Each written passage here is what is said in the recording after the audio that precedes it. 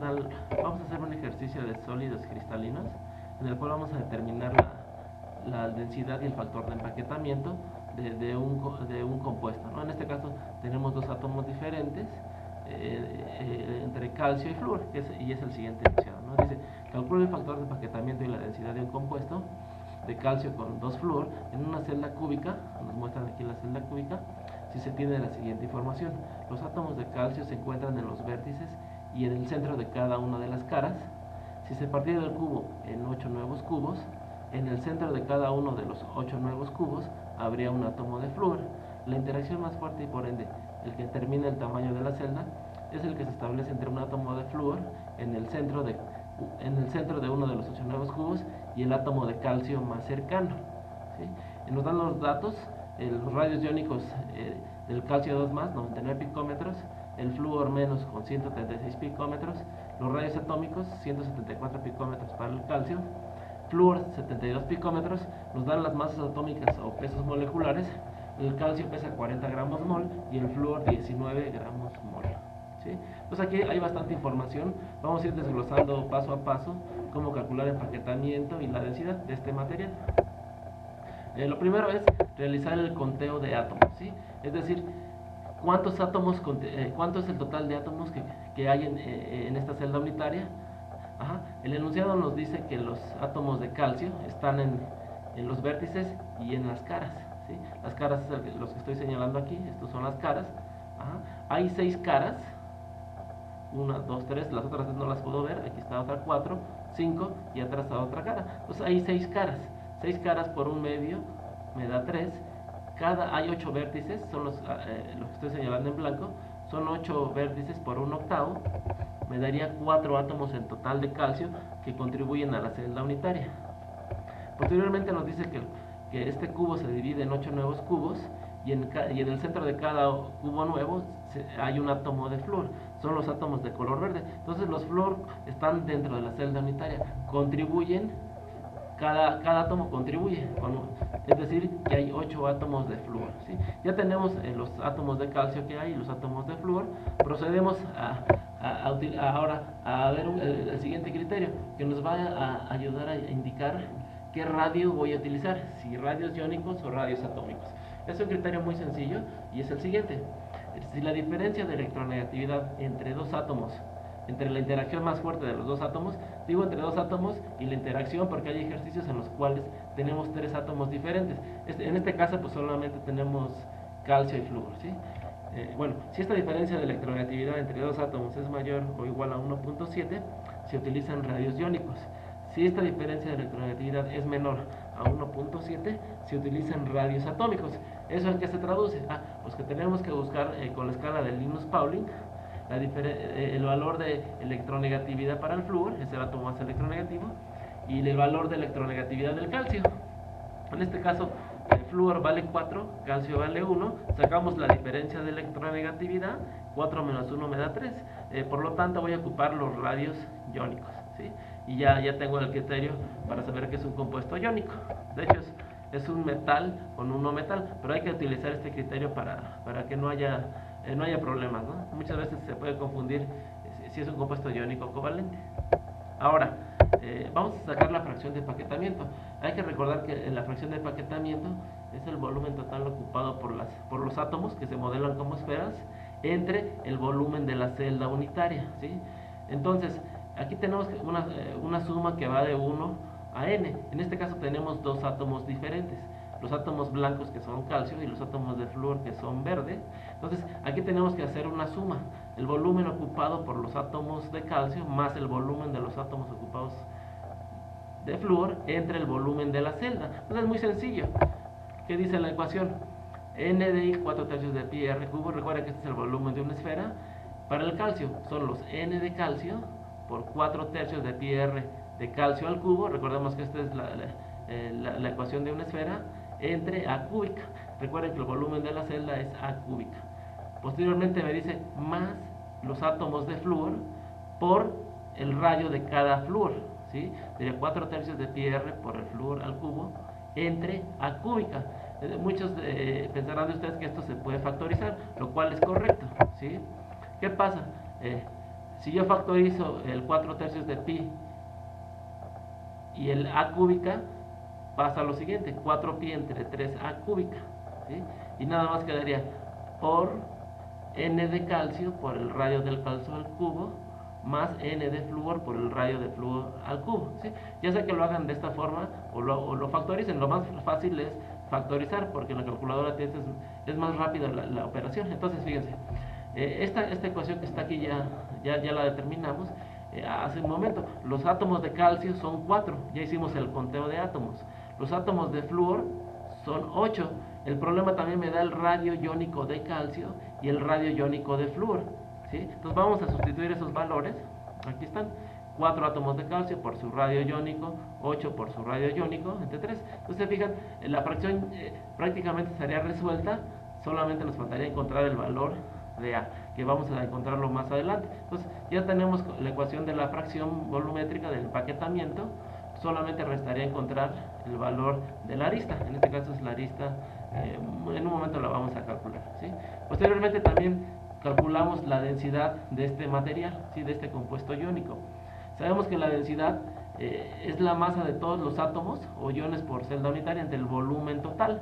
En este caso la ecuación es la siguiente: suma de NI átomos por el peso molecular de I correspondiente entre Avogadro entre A cúbica. Entonces, una forma de factorizarlo es la siguiente: suma de NI por PMI entre Avogadro por A cúbica, ¿sí?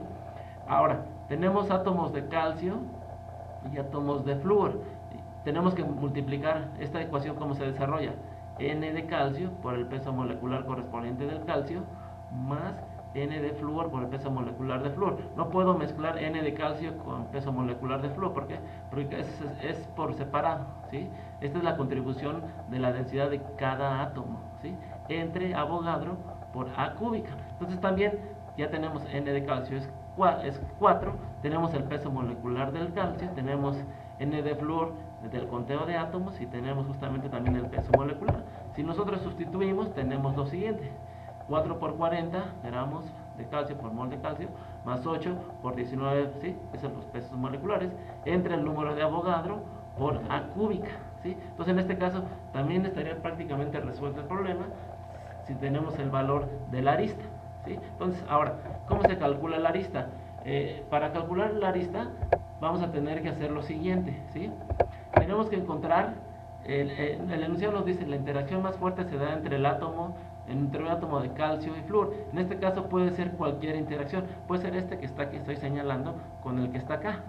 Pero también puede ser este que está aquí con el que está acá, o el de aquí atrás con el que está acá, ¿sí? Es exactamente lo mismo porque es una figura geométrica, ¿sí? Entonces, lo más sencillo es siempre fijar el cero de coordenada.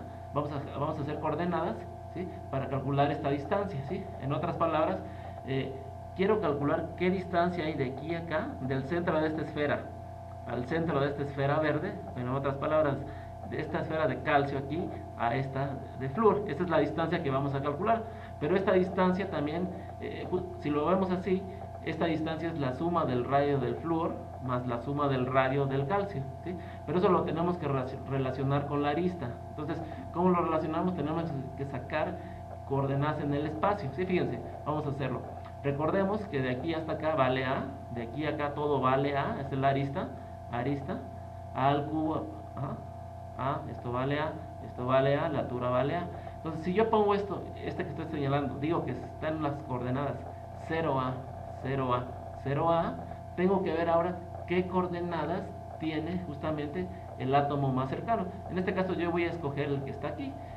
Aquí a lo mejor tal vez se complica un poco por la figura, ¿sí? Pero este átomo verde nos indica que está en uno de los se aparten 8 nuevos cubos, y en cada cubo cae un átomo de flúor, ¿sí? Es decir, si ustedes lo piensan, está a la mitad de la mitad este átomo, ¿sí? Está a la mitad, hagan el cubo, está a la mitad en X, a la mitad de Y y a la mitad de Z de la mitad, ¿sí? O en otras palabras, estaría a un cuarto, ¿sí? Otra vez ahí va de nuevo, ¿no?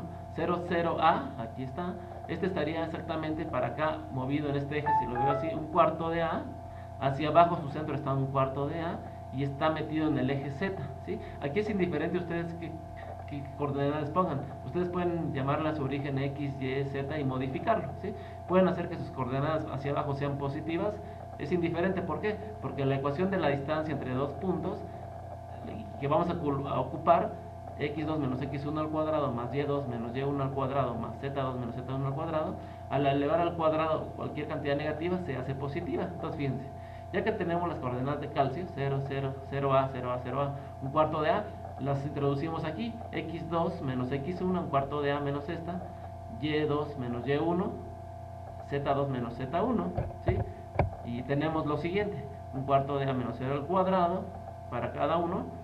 Hacemos la operación, un cuarto al cuadrado de A es un 16avo de A cuadrada, más un 16avo de A cuadrada, más un 16avo de A cuadrada.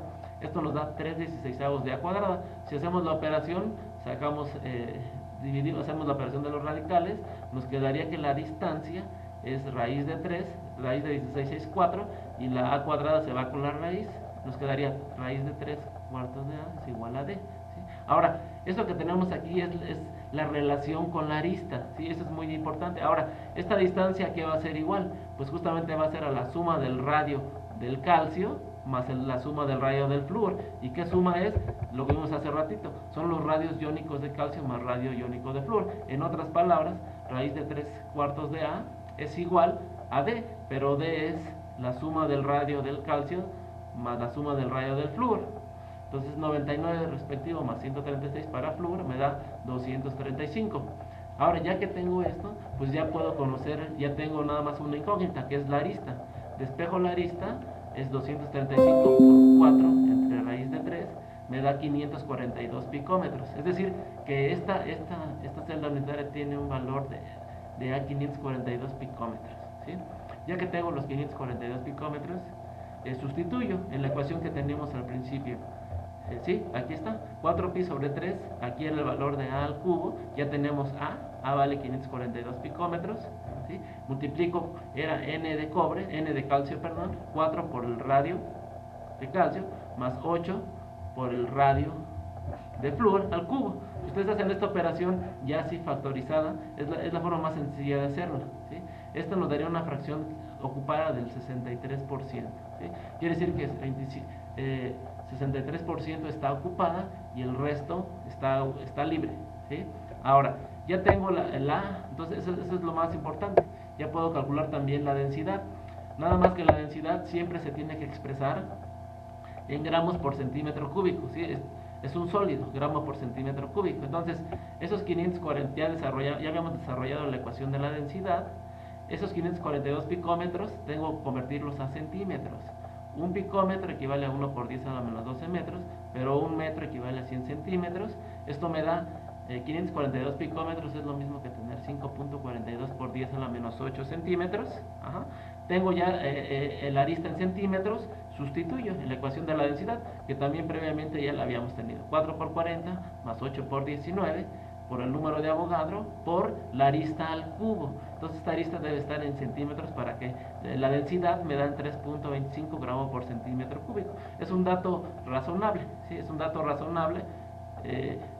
Cuando son datos que están raros, salen a la menos 4, a la menos 10, a la menos 20. Entonces, este es un dato coherente. Las densidades oscilan entre 0, 20, 30, ¿no? Son las más comunes, 30 gramos por centímetro cúbico. Muchas gracias por su atención.